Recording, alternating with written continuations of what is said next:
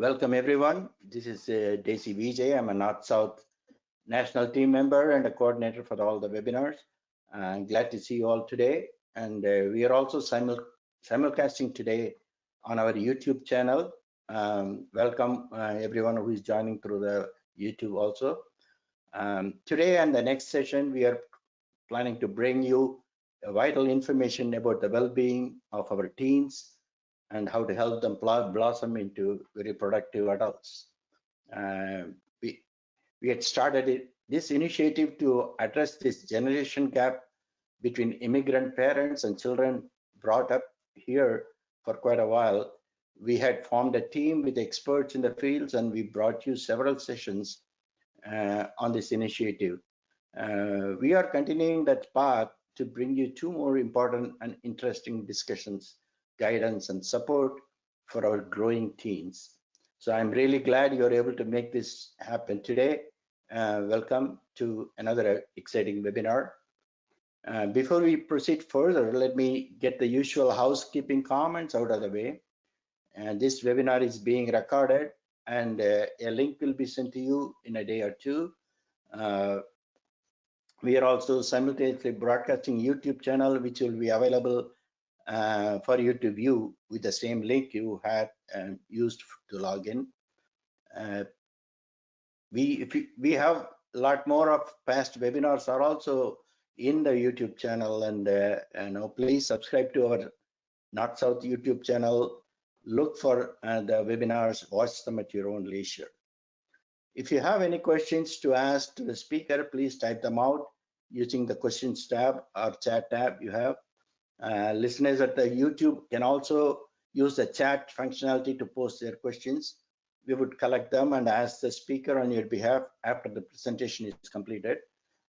Please be patient and don't keep repeating the same question over and over again. We will try to post the question as in the similar order we receive. If your question is not asked, either some similar question was asked and answered, or we are simply running out of time, and we want to finish this up in 90 minutes. Before you leave, please take a moment to fill in the feedback questions. It's very important. That helps us in the past and also helps the presenter to determine how they did during the session. And thank you for the support. Thank you for being here. And then if you have any suggestions, topics, presenters, anything for the future sessions, please let us know at webinars@northsouth.org. Thank you for listening. Let's move on to the regular scheduled program. Today we are going to talk about cultivating and fostering resilience in teens. We have a very enthusiastic and accomplished expert here to talk to us and share her knowledge and experience with us. So it gives me a great pleasure in welcoming Dr. Unnatti Jain as a presenter of this session. Dr. Unnatti is a very adept in understanding youth behavior, generational dynamics, and renowned for her expertise in decoding generational intricacies. With her talks at schools, colleges, youth foundations, and organizational settings, Dr. Jain has engages diverse audience with insights and that transcend all the boundaries. In fact, I can keep on going, but we know her because she has participated in our past webinars, and she has given us her knowledge, shared her knowledge with us with the generation gap sessions. So on behalf of all of you, I welcome Dr. Jain for the session. Thank you, Dr. Jain, and floor is yours.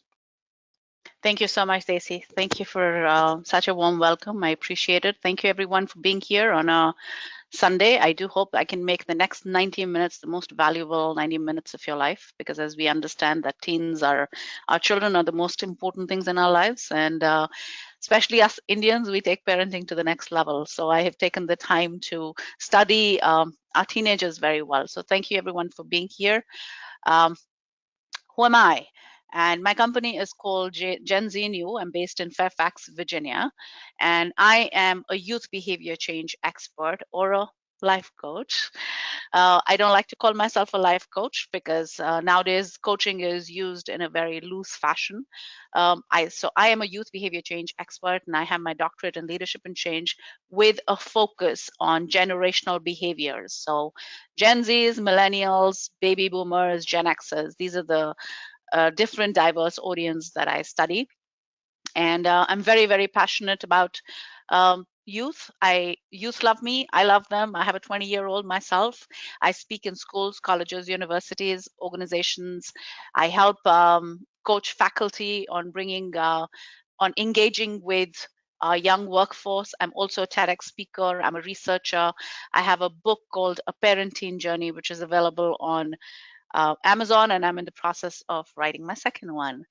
Um, I'm also a yoga and a meditation instructor, and I practice yoga on a daily basis. I practice hot yoga, and each of my coaching clients, each teenager or a young adult or a parent, whoever comes into my coaching journey, that is one thing that they learn with me is meditation strategies on managing and regulating their emotions. So that's a little bit about me.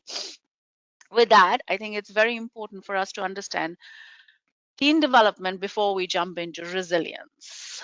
Um, Resilience is something that we build in teens, but until we understand the why of our teenage behavior, it is difficult to empathize with them. So let's just briefly delve into that. They're hitting puberty. Puberty can begin as early as 10 and it can go as late as 12 and a half. And significant body changes are happening. Their body shape is changing. Their body function is changing. And no one teen grows at the same pace as the other. So every part of their body is changing. For boys, there's unusual amount of hair growth. Their sexual organs are growing. For girls, there is their breasts growing, things that they're not familiar with. They're going through a lot of changes, physical and emotional changes too. And these changes can happen in different pace in different human beings. So think about this.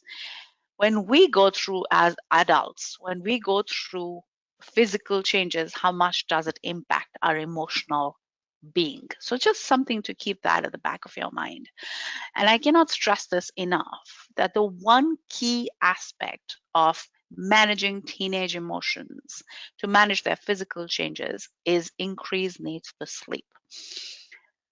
Teenagers and parents will be making their life much easier if they just tackle the sleep portion of development, which is sorry, I think I did something. My apologies. Desi, can you still see me? Yeah, I can see you. Okay. And I see the slides. Sorry about that. So sleep is a very, very key element of teenage development. So the first thing that I'm going to say to you is research. It's backed by research. Everything that I'm saying today is not my personal viewpoints. Everything is backed by research, and all sources for the research are also provided in this presentation, which I will forward to you in a PDF format after the presentation itself. So research shows that teens need on an average 9 hours of sleep. Now, which teen gets 9 hours of sleep? So that is the one thing, if you can do as a parent, is to create boundaries around managing their sleep time and their wake up time. A lot of your problems will be solved, because poor sleep quality impacts mental and physical health issues. Just to keep that at the back of their mind as their body is growing and stepping into the uncomfortable. Now let's go on to social development. They're beginning to develop a sense of self. What does that mean? They're going outside and they are seeing their peers and their people of their same age in different social roles, and they're trying to fit in. They're trying to understand who they are. And at this point in time, if we were to take the time to help them develop that sense of self, it would be a lot easier to slowly take them towards becoming a resilient teen. How do we do that? We encourage self-assessment. We help them identify their strengths, their growth areas. And I don't like to call them weaknesses because they're not weaknesses, they're growth areas. When somebody says, this is my weakness, they're convincing their brain that they're not going to grow in this field. So I would strongly urge for every parent to be very careful with the words that they use with their teens specifically. When you say, this is your weakness, the child takes it as, oh, well, I'm not good at this. My parents said this is my weakness. So you know what? I don't need to focus on this. So I like to replace the word weakness with growth areas. So encourage self-assessment to understand personal strengths, their growth areas and values. Emphasize the importance of aligning their social values with personal social roles with personal values. What does that mean? We as Indians have different value systems. We are very, very engaged in culture, and our culture is very different than any other culture. We bring a very rich cultural heritage. So emphasize the importance of aligning their social roles with personal values and belief systems. Who are they hanging out with? It's good to be diverse. It's good to have different people from different cultures in their circle. They don't only need to be with Indians. As a matter of fact, it's very good if they have different cultures because they are being exposed to multiple different values. But at the same time, their belief systems should be rooted in their own personal values. Now, ethnic, gender, and social identity begins to emerge, and you'll hear a lot of your teens talk about the LGBTQIA community, gender diversity, allow them to air their emotions. They, at this point, are figuring out where do they fit? Where do they fall? Which peer group do they go to? Who do they hang out with? These are all the things that are going on in a teenager's mind.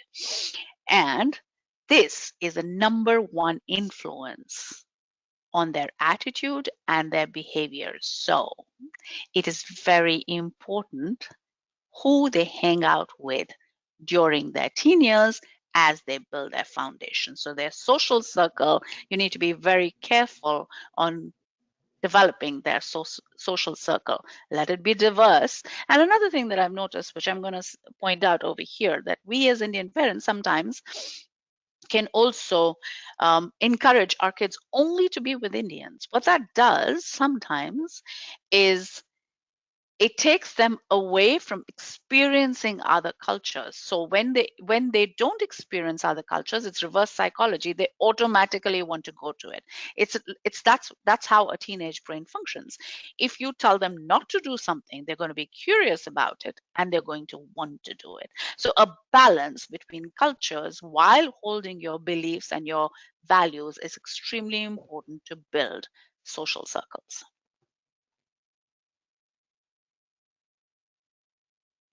Okay, now let's talk about emotional development. Let's understand the emotional piece of the puzzle. Now, the release of hormones during puberty, such as testosterone and estrogen, they play a significant role in the emotional volatility that you observe in teenagers. They're flaring up, they're throwing tantrums. That is all because of the testosterone and the estrogen that happens. They can lead to mood swings, irritability, heightened emotional responses, which we in research language we refer to as teen angst. It's important to understand that these emotional fluctuations are a natural part of adolescent development. And that is why whenever I coach young adults, the first thing we teach them is meditation. The first thing is to take those deep breaths, is to emotionally regulate. So recognizing that the hormonal changes during this period are beyond a teenager's control can help you have a little more empathy and patience with your child. So emotional regulation is key. So I'd like you to think about at this point, what are you doing? What is the one activity that your child has which helps them regulate their emotions? Is that meditation? Is that exercise? Is that taking those few silent moments in the car or on the dining table? What is it that you're doing to help your child manage their emotions, which they have no control over, by the way? Now, we also need to remember that self-esteem and self-confidence plummets at this age. Why? Because their body is growing. They have no idea about what's happening in their body. Hair is going at multiple places. They can't control their emotions. Their friends are moving. Everything around them is constantly moving. So they'd rather hide under a blanket and hide behind a window than go and face the world, because their self-esteem and their confidence is super, super low. So again, in the previous slides, we discussed how can we increase their self-confidence by discussing their strengths, by having them assess, by reinforcing positivity, by reinforcing and telling them how good we are. I think I'd also like to point this out, which is the cultural belief that we have is, at least I had it with my generation, and I don't know if you have experienced this too, but we are very stingy with our with our with praising our child. We'll praise the child in front of other people, but directly giving compliments to our child, we're a little bit stingy with it. And the reason being, I experienced this myself in my generation. The reason being, we think that if we overtly give compliments to our children, they're probably going to get spoiled and they're not going to be humble. That is actually, research suggests otherwise. When we compliment our child and when we tell them how good they are, it helps them perform better. Because I'm going to say this, which is out of this presentation, but the one thing that your child desperately is looking to do is to please every parent in this room. The one single agenda that your child has is to please you, whether you believe it or you don't believe it. It doesn't seem like it during teen years, but they're looking for your acknowledgement. They're looking to please you. So just to keep that in mind. They're also developing a moral compass, and you'll see a lot of times that you'll be sitting on the dining table and you'll make a comment, which is not a big comment in your generational thought process, but to them, it's completely atrocious. And they will turn around and say, Mom, Dad, what are you saying? Why are you talking like this? That happens because they are developing a moral compass and they're beginning to divide the right and wrong, understand the right and wrong. And again, now how is this influenced? This is influenced not only by their peers, but anybody that they look up to outside of the house. Not only you, but outside the house, if they have mentors, if they have peers, how do they speak to them? And what is their moral compass? And that is what impacts them. How now the challenge becomes, and the question that arises is, how is it that we can make sure that our child listens to us and has the most impact in the household from us rather than from outside? And that can happen by creating an open and communicative environment. And we'll talk about that in the later part of the slide. Now, let's move on to resilience. Now that we've understood the why, let's understand what is resilience. It's the process of a dictionary definition is it's the process of managing stress and functioning well, even when faced with adversity and trauma. Now, trauma is a big word, but at this point in time in a teenage life, the smallest thing is trauma to them. Just to keep that at the back of your mind. Now, their body is moving. Taking a driver's exam is huge for them. Physical changes, very big. Unexpected events. Anybody, if the parents are going through strife, or there has been a car accident, or they see substance abuse around them, or they see any big event that's happening in school. Maybe they don't feel good about themselves. Maybe people are bullying them at school, or they're not getting along with their best friend, or they're feeling lonely, they're feeling isolated, or they're seeing gun violence outside, they're seeing homophobia, they're seeing racism. All of these things are adverse events which impact a teenager's brain. So resilience is very, very important as they grow and step into becoming a young adult. And all of these adverse events can cause stress and can impact their ability to think and perform.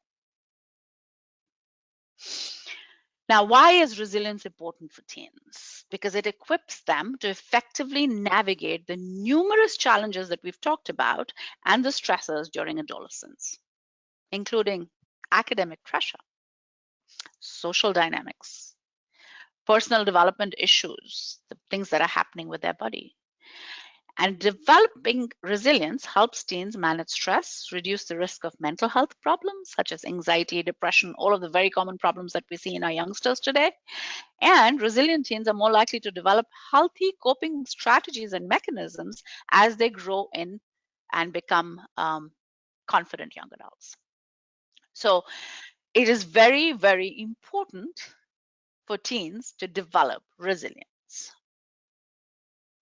Now let's talk about, where does resilience come from?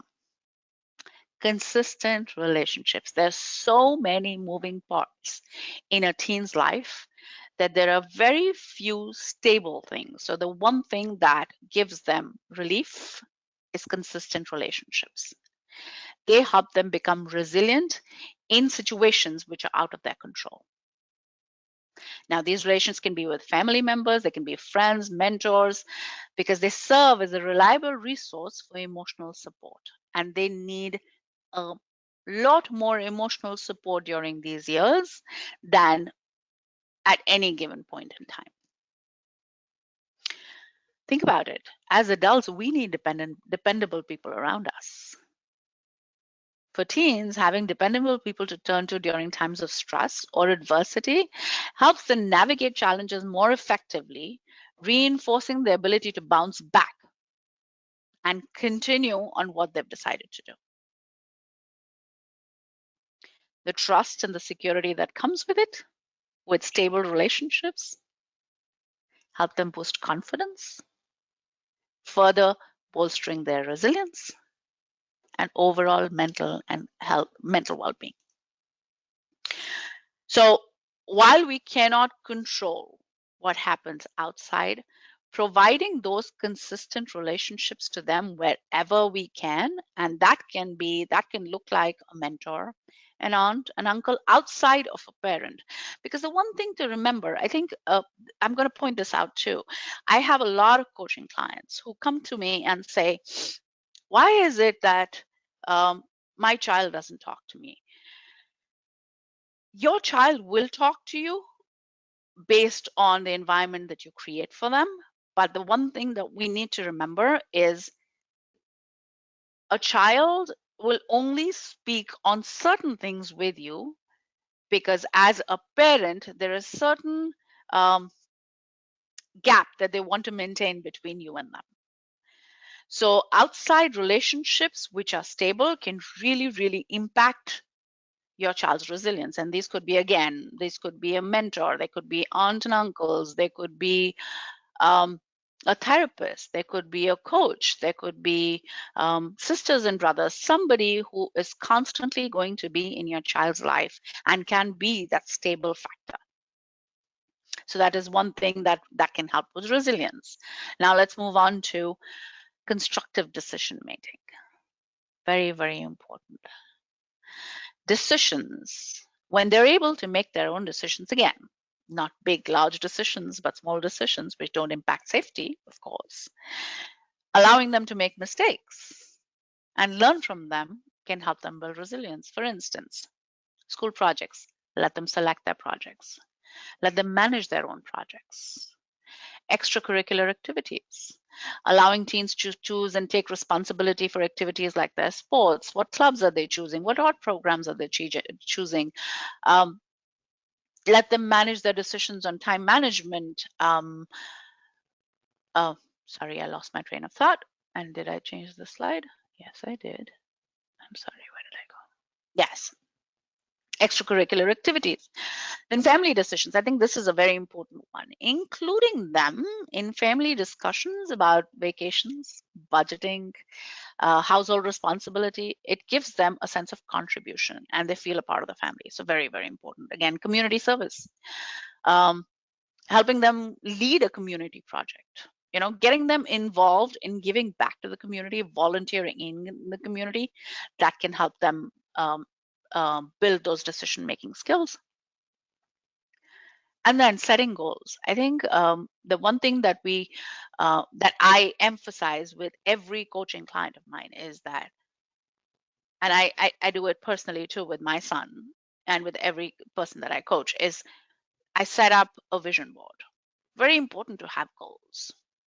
When you set those goals and when you set SMART goals with your child, you and them become accountability partners. Allowing them to set and pursue their own goals while you being there and creating that safe space for them to go back and forth on whether it's a good goal or not a good goal can help them um, um, strengthen those decision-making skills. Providing opportunities for them to lead into leadership roles. There's so much out there today. Find those leadership trainings. Where can they step out and become a leader? The more you push them into their uncomfortable zone and you allow them to make those mistakes while making those decisions, will give them confidence, will build their self-esteem, will help them thrive mentally and physically.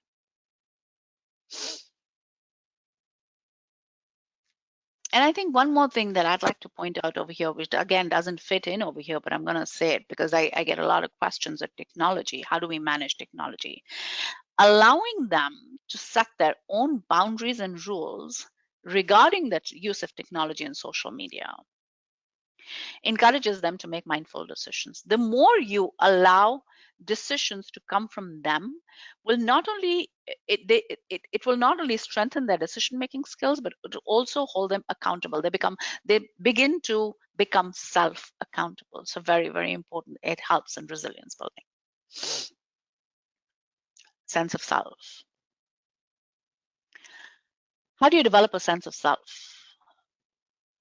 How do you help them develop emotional regulation, confidence, reflection? Journaling is one key activity that can really, really help with that. I think is underutilized.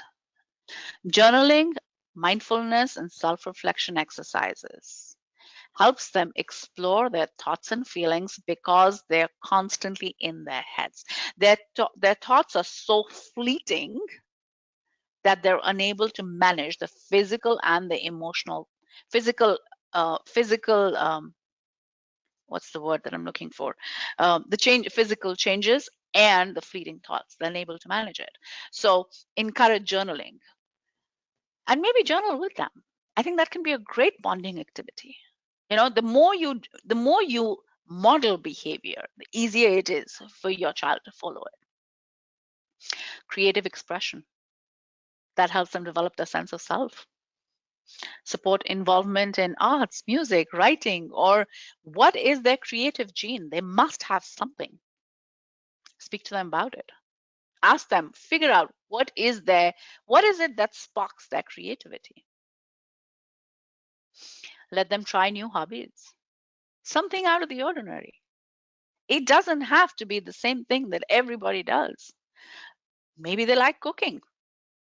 Maybe they like going out and doing a painting class. Maybe they want to do salsa, not Bollywood dance. Maybe they want to do Bollywood dance and not tap. It depends where their interest is. So explore their interest with them and encourage independence. The more responsibilities and opportunities you give them to make decisions, the more you're going to strengthen their sense of self and the more resilient they're going to become, because with resilience comes confidence and self-esteem, especially during this point in time where they're struggling with their confidence. As you give them the ability to make those decisions, to step into the uncomfortable, to explore their interests, the more they're going to strengthen their sense of self. Another tool that I always give to all of my coaching clients is positive affirmations. They have a very, very deep impact. Use affirmations or offer regular positive affirmations and acknowledge their achievements. The more you give them affirmations and the more you acknowledge their achievements, the more their confidence will grow, because you are their world. You are their foundation. So the more you strengthen your foundation with them, the more their resilience will grow. And again, mentorship, peer discussions, volunteering, all of these things that we talk about in multiple different settings. These are all the things that will help them develop the sense of self. And I have put a note there that does not involve, it does not mean that you don't parent. It just means that you create that safe space where you go back and forth with the child without wanting the ability to control the outcome. Rather, going through the process with the child. Think about it. As an adult, you don't want to be told what to do. Now, multiply that 20 times. As a child, they don't want to be told what to do. So how is it that you can create that safe space for them to make them resilient while bouncing their options without being able to control the outcome? Because we as parents are so emotionally invested in our children that we think that we know best, which may be the case. But unless and until the child does not make their own mistakes and does not pick their own options, it's not going to give them the confidence and the self-esteem and the sense of self, which will help them become resilient. Now, how do you cultivate resilience? So we're going to continue to talk on the same topic. Let's talk about physical. Healthy eating, very, very important. Exercise. I can't emphasize the importance of exercise enough. The one thing that I tell everybody is the time between 5 to 8 in the evening is a very, very crucial and critical time for your brain and your body. Think about it. When you were a child, how many times did your parents tell you that this is the times when 2 times meet? So make sure, go outside and play, do something. This is what we need to do with our children between 5 and 8.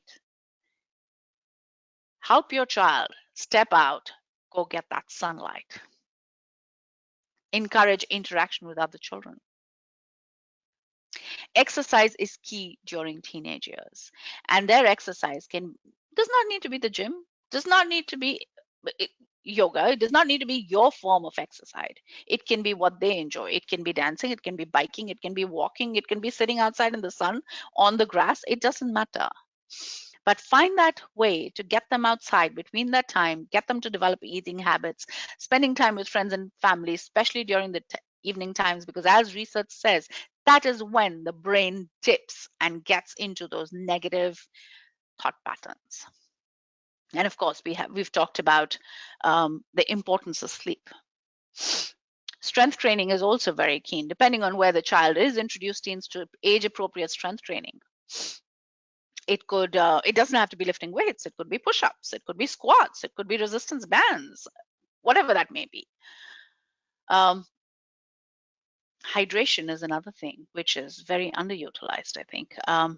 Drinking enough water and getting those electrolytes in. We don't have to give them the Gatorades. You can give them, just lemon and honey and salt water. That's good electrolytes. So adequate sleep, hydration, stretching, yoga, exercise, all of these things will help your child stay physically active, which will help them feel good about themselves, which will help build resilience. Social. Of course, we've talked about you need to monitor who they're hanging out with, what are they doing in social media, what social connections are they making. In addition to that, we also need to provide opportunities for teens to learn and practice social skills such as active listening, empathy, conflict resolution, assertiveness, and those could be through workshops, coaching, modeling behavior, role-playing activities, explaining to the best of your ability. I think community service is very, very important for every child as they, especially teen, as they struggle with emotional regulation in a public setting. They're able to learn how to manage their emotions and how to serve when there is an uncomfortable situation in front of them. So community service is very, very important. They have mentorship programs, connect teams with mentors.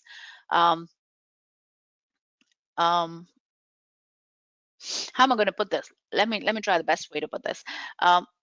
Family engagement. I think so. Let me take my own example. I have a 20-year-old now, but when he was young, and we have this even today, we have certain times where we take we call them talking times, and that those are the times which are very dedicated, and I'm not supposed to use the phone and he's not supposed to use the phone, and our timings are during during dining table, during sorry, during meal times, in the car, when him and I are going to do grocery together, when we are going to do an activity together, we're not allowed to use the phone. And I model that behavior.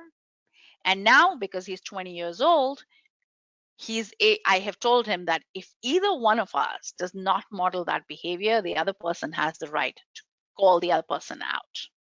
Because sometimes we don't do things because we want to, but we do them out of habit. So it could be a habit to pull out your phone from your pocket every 2 minutes, or when you're driving to lift and pick up your phone. So these are certain things to create family engagement and become more cognizant, which will help them build resilience in social settings. I think are we doing good on time, Daisy? I think we're at 40. Okay. Yeah, I don't know how far you have to go, but I don't know what slide am I on. I'm on 12, so we have 20. Okay. okay. I'll move a little bit quickly. Yeah, it's only 140. So Okay. All right. So now let's move on to emotional. How do you cultivate resilience emotionally? We've talked about the teen ink, so let's step out of the jargon and let's come into real life situations. Teaching mindfulness and meditation techniques to help them stay present will help them manage stress and enhance emotional regulation. Very, very important. The sooner you help them step into that space of becoming mindful, even if it's 5 minutes in the morning and 5 minutes at night, that will give them a tool, a solid tool in their toolbox, that when they step out and come into different settings where they don't feel comfortable, they will automatically go back to their breath and remember that tool in their toolbox. Introduce cognitive behavioral strategies to help teens identify and challenge negative thoughts. They have a lot of negative thoughts. So is it affirmations? What are you doing to teach them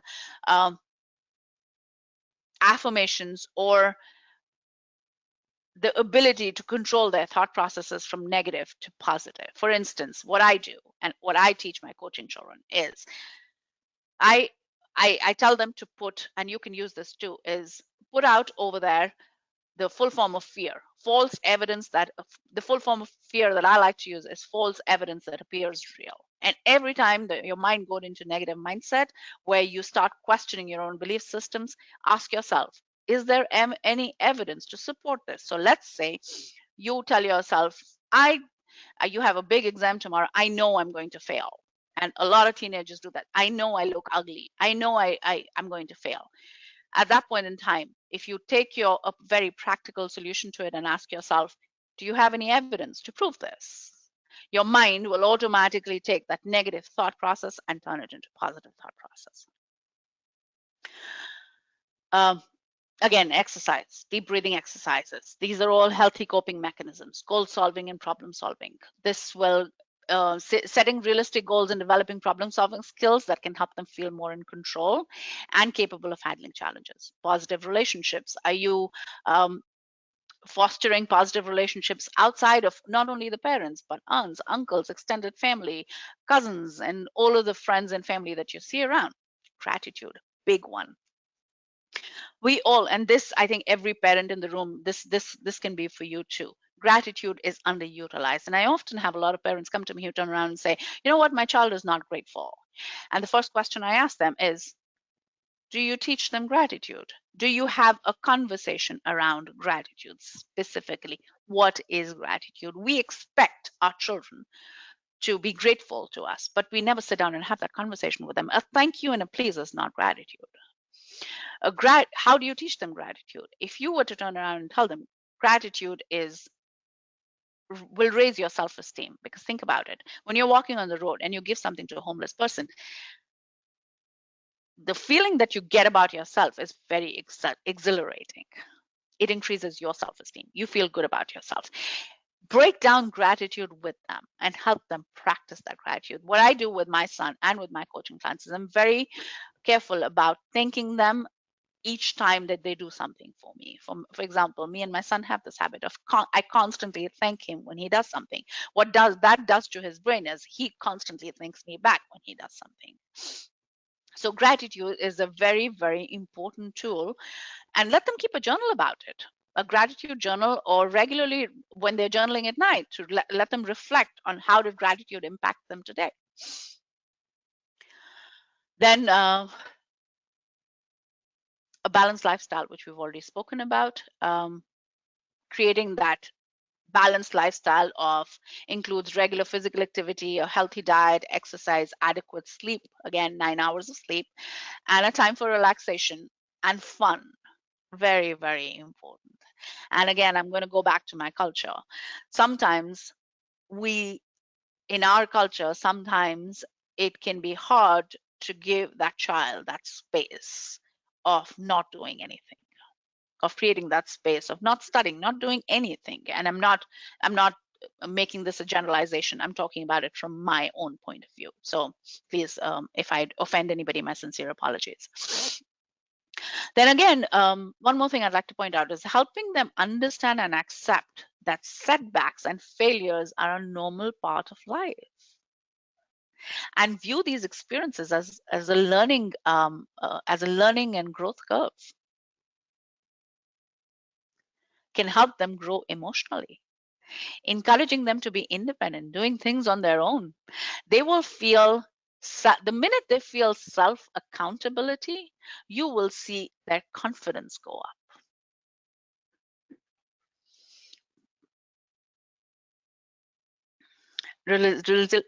Resilience and mindset, what does it look like? It really looks like I can do hard things. Again, I come back to affirmations. Encourage strong connections with family. Who do they hang out with? Are they hanging out with people who have a strong mindset? Or are they hanging out with people who are constantly doubting themselves within family? Because the minute they have a resilient mindset, it will impact the way they feel, which will impact their behavior. So resilient mindset is equal to resilient behavior. So focus on positive relationships, problem solving skills, emotional regulation, optimism and positive thinking, setting goals, holding them accountable. All of these things will build a strong mindset. When they bring a strong mindset, it will have a resilient behavior. When they have resilient behavior, it will help them feel more confident. Resilient problem solving, what does it look like? When they make a mistake, which we all do, and teens make more than us, they find hard things. Are you calling them out? What is your reaction to a mistake that a teen commits, whether that's dropping a glass of water or failing in a test? How are you reacting? What are your reactions? Because how you react is how their resilience is going to build. If you're going to not react to get them getting low marks, I'm going to take that back. If you're going to react in a positive way and say, okay, as long as you did your best, it's all right. I'm sure you're going to do better next time. Just keep trying. Will have a completely different impact on their resilience if you say, oh Lord, you failed. Once again, you have let me down. Because then they begin to feel small about themselves. They will lose their power of wanting to do more. Because in that small little brain, what they're telling them is, well, you don't believe in me anyway. So you know what? I'm not even going to try. So very, very important to help them problem solve, break that down. Why is it they did it badly? How is it they can improve? The way we think impacts the way we feel, which impacts the way we behave. And of course, resilience has been linked to increased problem solving. When you help them break it down, they will probably come back to you with better problem solving that they initially did or that you could even think about. Resilience in relationships. Very, very important. A lot of people find it hard to manage relationship during teenage years. Now, I'm not underplaying that by any means. Yes, relationships are hard in teen years, but think about it. Relationships are hard at any given point in time, not only with teens. It is hard to even have a relationship with adults, whether that's your marital relationship, whether that's your parents, whether that's your friends, whether that's your neighbor, anybody. So I'd like you to think about this. What you put in is what you get out. It's like watering a plant. The more you take care of it, the more it's going to flourish. I want you to ask yourself these questions. What does it look like? What are you putting in the relationship? If your teenager is yelling, are you yelling back or are you practicing active listening skills? Because if you're practicing active listening skills, they're practicing active listening skills. To teach them to actively listen without interrupting, without screaming, without yelling, and showing empathy and seeking to understand different perspectives before responding, you would need to do that too. For conflict resolution, are you using the I statements? What is the I statements? To be able to communicate emotions.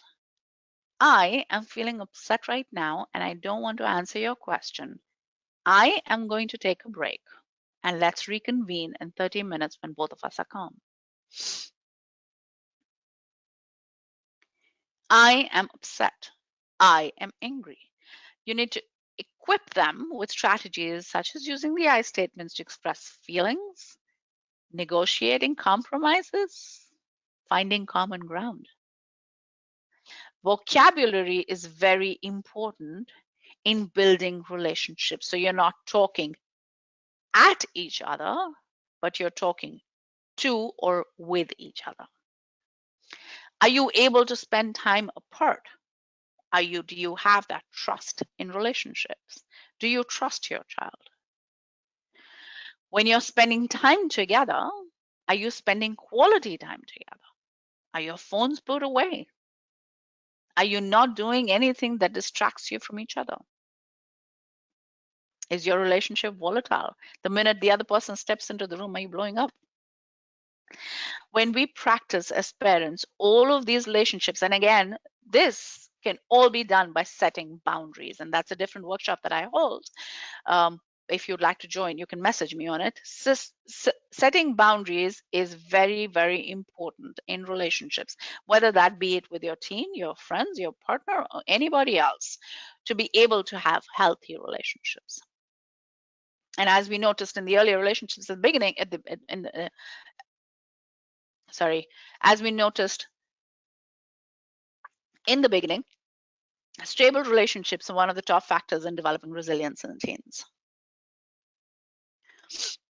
because it helps them how to navigate conflict. If they have a great relationship with you and you know how to navigate conflict with them, they're going to take that outside and they're going to be able to navigate that conflict with their friends, with their peers, with their other relationships.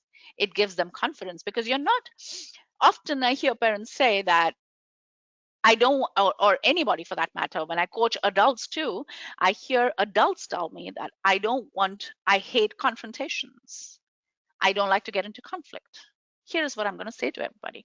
Conflict is good, because conflict will always get you to a better place. Think about it.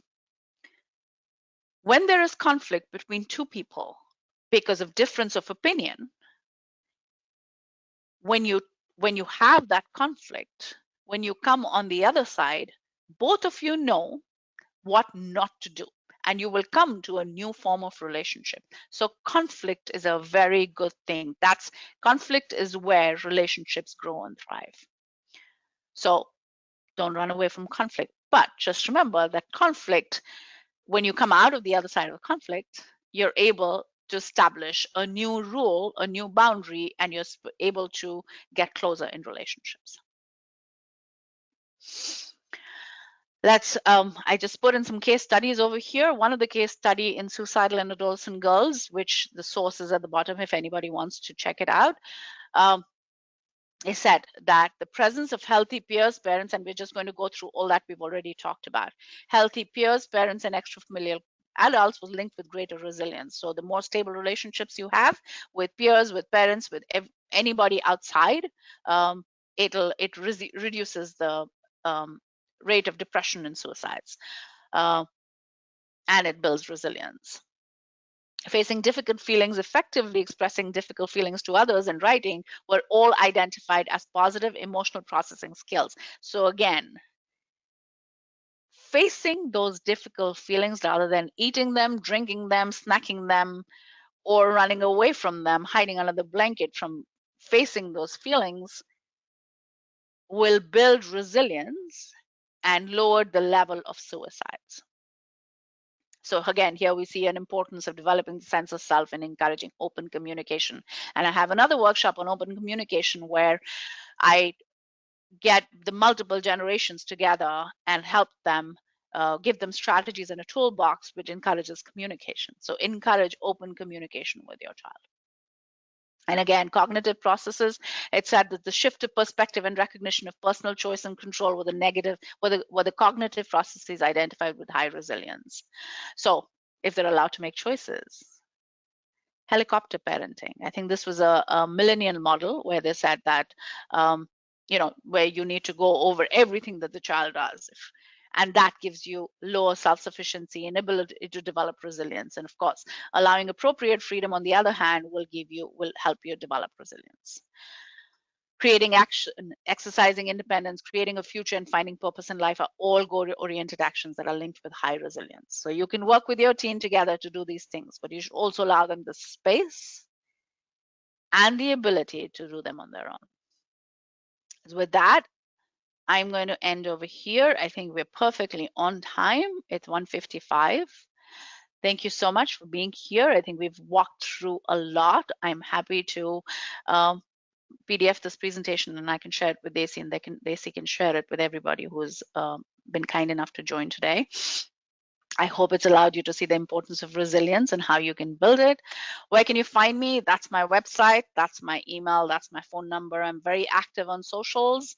I am, if you Google Gen Z and You or Dr. Unnatti Jain, you will find a lot of my stuff out there. So if you have any additional questions, I'm happy to take them at this point. Thank you so much. Namaste. Thank you, Unnatti, and it was an excellent and spellbound audience I could see listening to you. Thank you very much. And she said, we are ready to take some questions. So please put your questions in.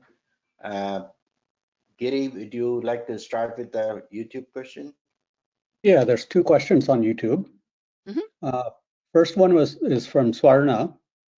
What to do when one parent does not want to what to do when one parent does not want to set rules or cooperate to be on the same page on setting up routines and rules for teens? This is a conversation that needs to be taken outside of the teenager. This is a conversation that needs to be taken between the two parents. And if nothing comes out of it, then we need to bring the child in. This is a very common problem that everybody faces, and this really, really impacts the child. Maybe it's a good idea to share with the parent who is not acceptable to boundaries on the impact of no boundaries to teens. And you can, I'm happy to take this offline, because this has a very, very deep impact on the child when the child gets boundaries from one end and no boundaries from the other. Okay, thank you. Second one, Chunky's mom says, my teen has trouble expressing himself in words. He is a high achiever, but does not have great conversation skills. He says sometimes his mind is blank when someone is talking to him. What can we do? First, I think coaching is going to help them a lot because coaching is all about encouraging self-expression. And in today's day and age, if you were to research, 67% of this generation is doing very well with self-expression through coaching. That's one. And two, give them mindfulness is going to really help them. The reason that they go blank is their mind is running in different multiple directions and they're unable to focus because of low confidence and self-esteem. And they're unable to articulate their emotions. So help them journal and help them meditate. Okay, that's all we have on YouTube right now.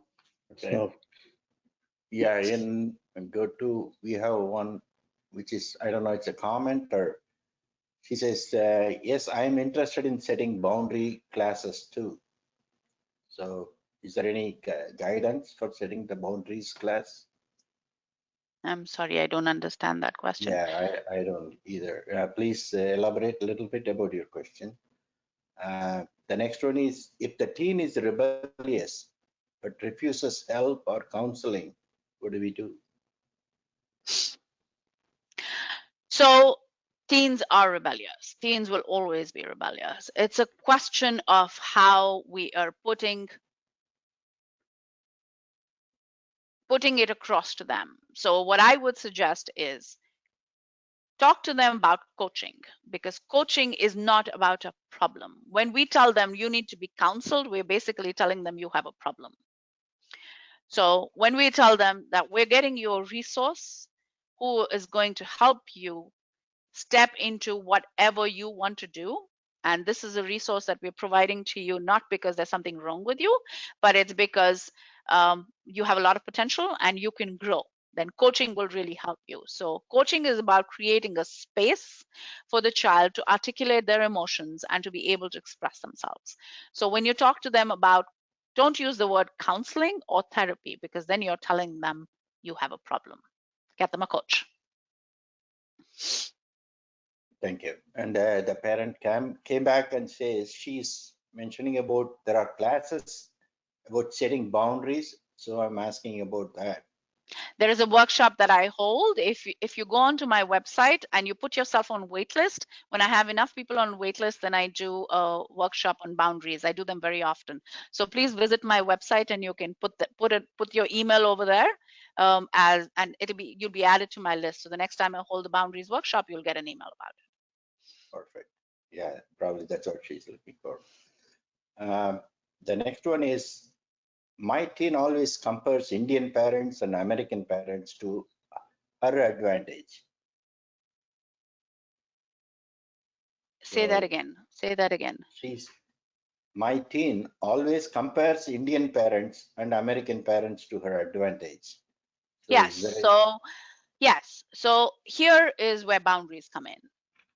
Remember one thing, that it's not that your child is manipulative. Every child is manipulative. Okay, it's survival mechanism for them. You and I were also manipulative when we were young. We were just manipulative in a different way. So it's about how do you manage that manipulation rather than convincing yourself that my child is being negative. So when they say something like comparing Indian and American parents, I am not. I'm not your friend's parent. You have to create that boundary. Like when my child said it to me when he was young, I would tell them, I'm sorry, I'm not their parent, I'm your parent. And the way I parent you is absolutely my choice. The way they parent their own child, that's their choice.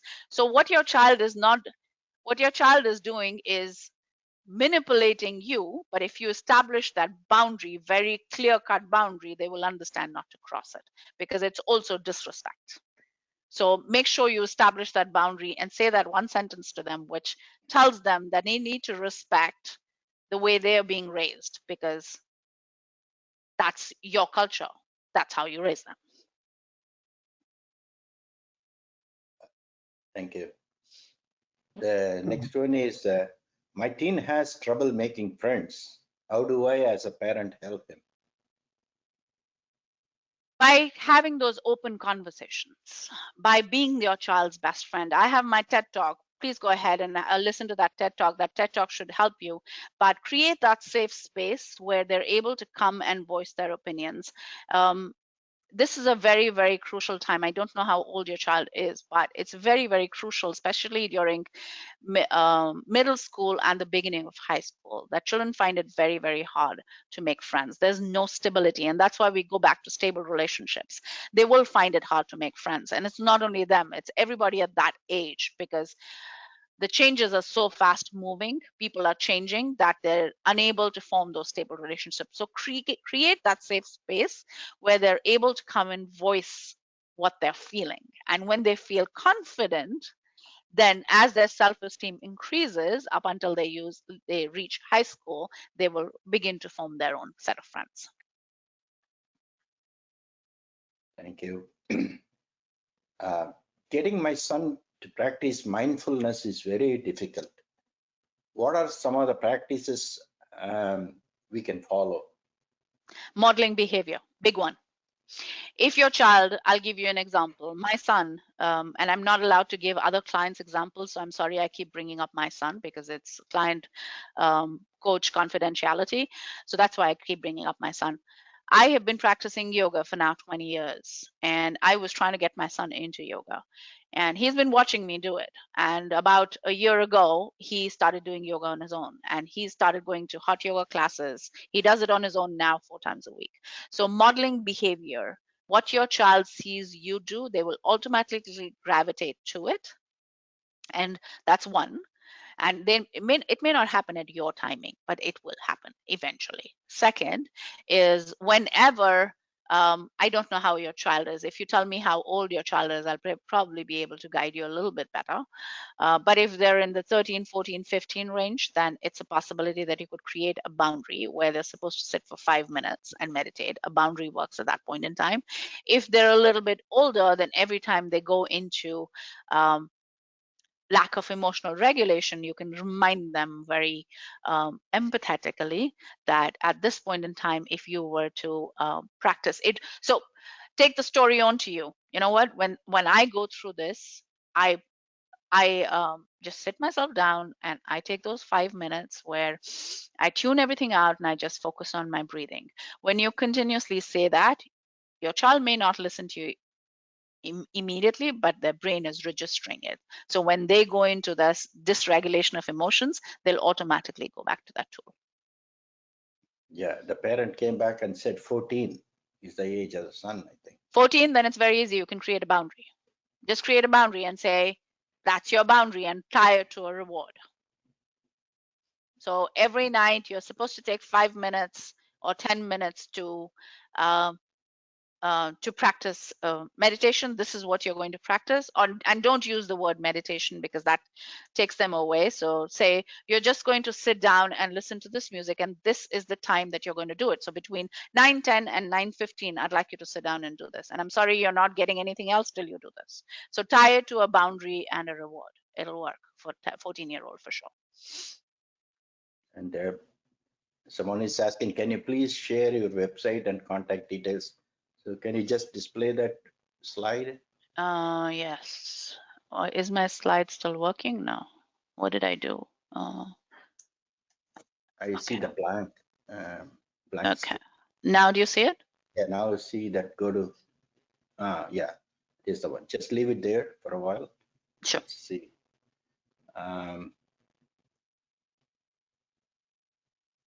There's 2 more questions on YouTube.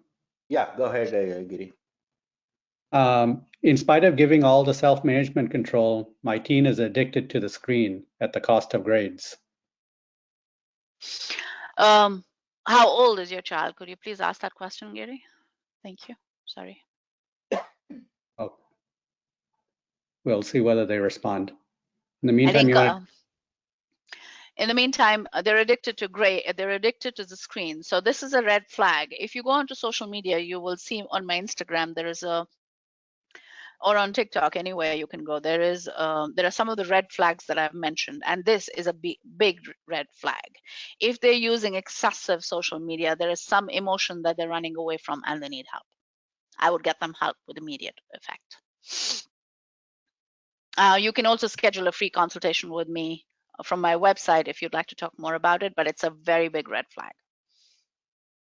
Any addiction, if they sleep too much, eat too much video games, room is closed, they don't want to come out, they're hiding behind closed doors, they don't want to do social settings, they don't want to go out to social settings, they can't make friends, they are their self-confidence is low, their self-esteem is low. All of these are red flags. If you're experiencing any of these with your child, I would strongly suggest scheduling a free consultation or going on to my website or my socials to learn more. The child is 16 years old, but it's been going on for a few years. There is a problem. That's a red flag. I would get them help. Okay. They're running away from some emotion. We don't know what that emotion is. That could be bullying, that could be low self-esteem, that could be them not, that could be a problem in the household, that could be something that they're not comfortable with themselves. So there's some emotion that they're running away from. Okay. Two more. My teen daughter thinks herself as an introvert. How do I change that mindset? Introvert is nothing but lack of confidence.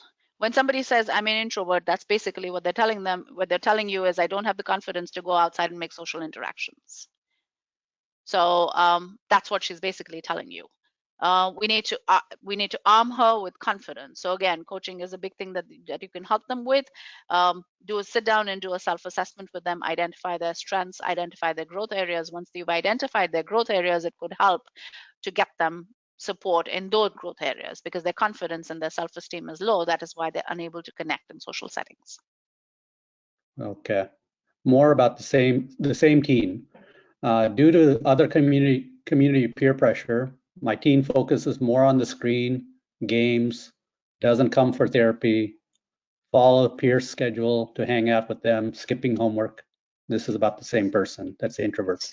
So they're falling into wrong company. They're running away from some emotion, don't know what that emotion is. They will not go to therapy, because the reason that therapy is a little, and by no means am I saying that therapy is not impactful. So just to put that out there, what I'm saying is with therapy, we are telling a teenager there's something wrong with you. Teenagers don't like to, as we all know, we've all been teenagers at some point in time. Teenagers like to believe that they know better than anybody else. So they don't like to be told what to do. They don't like to be told you have a problem. So that's the reason that they're not going to therapy. So there is a problem right there, firstly, because there is excessive games, low grades, low confidence. There's something that they're struggling with. They're falling into bad company. So I would again suggest coaching for this person. Okay, that's it for now. Yeah, the one I have is Unnatti, how to inculcate some basic disciplines like 10-minute prayer or exercise every day. Boundaries, depending on how old the child is. So I think because we had limited time and we were talking about resilience, I haven't had a chance to talk about boundaries. And I think, Desi, we've done a webinar on boundaries too. Right. Boundaries is a key element for a teenager. Why? Because teenagers have no structure. They have no stability. They feel very unsafe. The more boundaries you have with a teenager, the more they're going to thrive. That's one. Two, now we just need to remember that when we are setting those boundaries, they need to be set with the teenager. So you have to have a conversation around them. So there is a difference between, if you go onto my website, you can also take a quiz on parenting quiz. There is a difference between an authoritarian parent and authoritative parent. An authoritative parent will have boundaries, but the boundaries will be communicated with the child for the child's safety versus for controlling the child. So again, if you change your mindset to setting those boundaries by having those conversations, open conversations with the child, the boundary making will be very easy and those boundary following will be very easy. So to answer that question in itself, did they say 16? They didn't say the age, but it 16 just was says a how, different child. yeah, how to inculcate that. So again, have those boundaries, but have those conversations around those boundaries, and then give the why behind it. So if I am telling you to put your phone down at 9 o'clock in the evening, that is because science proves that you need to get 9 hours of sleep for your brain to function properly and for you to show up in class properly. So um, how do you feel about putting down your phone in my room or in the living room at 9 o'clock at night versus I need you to put down your phone at 9 o'clock at night, because then they're going to sneak. So having those conversations and setting those boundaries and then being consistent with those boundaries will help you not only um, give them stability, but also encourage healthy behavior and establish a healthy relationship between you and them. Thank you. And the next one is there any model or a process to identify the growth and improvement areas in your kid? There are lots of strength exercises. If you go online, you can just download how to do an assessment, strength assessment. Oh, you know what? There is a strength assessment on my website. If you go onto my website, can I share a screen? Sure. Yeah. Is that okay, Bessie? Okay, Yeah. I'm just going to stop sharing this screen. And oh, if I just bring it up, 1 second.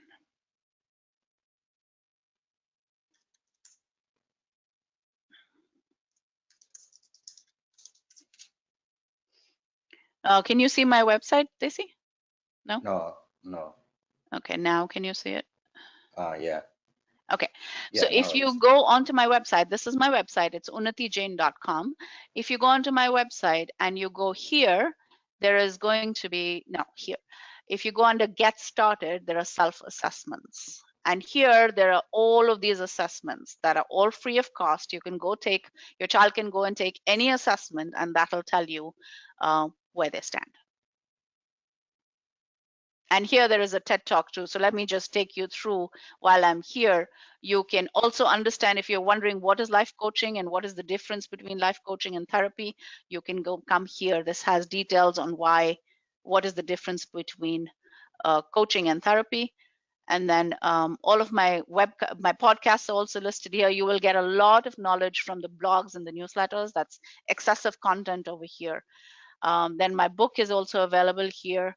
If you want to look at my dissertation, that's here. There's another book. And my TED Talk is also here. If you want to schedule a free consultation, you can just go to Get Started and you can schedule a free consultation from here too. Perfect. And anything that you'd like to know about me is all under About. And of course, the referrals are also on the homepage. They're from different ethnicities, they're Indians and other different ethnicities. They have been given by teenagers and parents and young adults. So there is a lot of content out there if you go and scan my website. Yeah, I could see that. The parent came back and said 12 years old, she's talking about the inculcating basic disciplines. Boundaries, absolutely boundaries. 12-year-olds, without a doubt, boundaries. Next question is how to deal with a teen that's comparing financial situation of friends' parents versus ours. Boundaries. Again, the child is disrespecting you, which means let's just first understand and get some empathy here. When they're going to school, they're interacting with multiple children, and there are different kinds of kids out there. There are different people, how they raise their children, and there could be some which are very financially focused and they have different conversations about parents, about money. When they come back home and they have this conversation with you, you need to be very, very clear on how you communicate to them, because this is disrespect. Often what I see from parents is when a child comes and compares their financial situation to your financial situation, the parent begins to give an explanation, and that's where the child gets an upper hand. and loses respect. So you need to establish, again, we go back to boundaries. How is your child communicating to you? Your child should not be given the right at any age to question your financial situation, because that they're practicing entitlement. Love is great, but you don't want to raise an entitled child. So a boundary at this point on the way you communicate and what you say to the child is extremely important. And how to tell whether a teen behavior is abnormal or typical teenager behavior? That's a very wide open question. I don't know how to answer that. Again, maybe look at the red flags. If you go onto my Instagram or you go onto my TikTok, if you go to my TikTok, the first video on there, which is pinned, is all about red flags. If you see those red flags, that means it's out of the ordinary. If you don't see the red flags, then it's just, I mean, if they're defiant to a point, then it's a normal teen behavior. But if they're defiant beyond a point, which is challenging all your belief systems, and you're getting sleepless nights and you're unable to function, then there is a problem. For now, that's all I have. But I have one question of my own, looking at the presentation and the graphics. It's more oriented towards a girl. So is it harder to provide the confidence and then resilience on a girl than a boy, or? A little bit. I mean, I don't want to sound I don't want to I don't want to think sexist, but I don't want to sound sexist, but yes, it is, and I'll tell you why. Because with boys, it's the way their brains are wired is a lot simpler than the way the girls' brains are wired, and the comparison and the elements that make a girl, especially a teenage girl, can be multiple. It can be body image, it is intelligence, it's body image, it's how many extracurriculars are you in, who are you communicating with. Whereas with boys, it's very simple. I mean, give me food, give me something to play with, and listen to my emotions once in a while, I'm good. But the emotional turmoil in a girl's brain is much more than a boy. Again, I'm not sounding sexist by any means, but there is a slight bit of a difference, according to even research. According to research. Yeah, and my experience also, you can reach much closer to your girl than to your boy. No, I don't think so, Desi. Me and my boy, our culture sometimes is very difficult. I mean, I'm speaking from my culture, so I'm not putting anybody in a basket, but think about it. And I even wrote a newsletter on it. If you'd like to be part of my newsletter too, I'd like specifically for you to go and register on my website, because my newsletter goes out every week, and that has a ton of information which can be very helpful. We are constant. The first thing that we tell our boys is, when we're showing emotion, is don't be a girl. If you've fallen down, toughen up, sit up. You don't need to feel the hurt. So what happens is boys think it's not okay to express emotion. And that's where the problem comes in. That's a societal pressure. That's a societal pressure. That's the societal pressure. And that's one thing that I'm trying to break. Because then what happens is, when we teach our boys not to express emotion, when they grow up and they go into relationships, the women struggle. Because then they don't, and the relationships fail, because the woman wants expression of emotion, whereas the boy does not know how to express emotion. Like for me and my child, I have taught him so much how to express emotion that we talk about everything. We have robust conversations, every emotion that he feels. It's okay to cry. It's okay to hurt. It's okay to be sad. It's okay not to want to do something. It's okay to express anything that you feel. And that's what we need to inculcate in our boys specifically, to make them understand girls a little bit better, to help them thrive in relationships by expressing those emotions. As you can tell, I'm super passionate about this. Yes, you are. And yeah, wonderful. Giri, you're all okay? Yeah, nothing more. Just one person thanking you a lot for the webinar and answering the questions. Yes, course. yes. Thank you. I also Thank you so subscribe to much. you. I'm very, very grateful for each and every one of you. And the one thing that I'm going to say to every parent out here, you're amazing. Being a parent is the toughest thing in the world. And you are doing amazing and the best that you can. So don't question yourself. And there is no user manual for that too. There is no user manual for it, but you are the best parent that your child can have. So don't question yourself. Thank you. Thank you, Dr. Jain, and thank you for all your time and passionate this thing. And I would really encourage all the audience to be in touch with her website and see what that could help you with. And like she mentioned, she would even talk to you for about first session, and just free. And Yeah, mine for 30 could, minutes is free. If you're having sleepless nights right now and you want to talk about something, schedule 30 minutes with me. I'm open. It's very easy to schedule from my site. I have a full team of people behind me. I'm not alone. I've been doing this for a decade, and I love what I do. So if you are a parent who's having a problem right now, I'm here to listen to you. I'm here to serve you. Schedule those 30 minutes with me. Thank you. Thank you, everybody, for attending. We are continuing this discussion for the next session also on July 28th at our normal time of 12 noon Eastern. Another family therapist and one of our webinar participant or a past participant and also a member of our the boundary the one Mira Tanikala. She's going to talk about setting up the growth and well-being of the teenager by building those resilience too. That's 2 weeks from today. Please watch for our announcements, register and attend the session.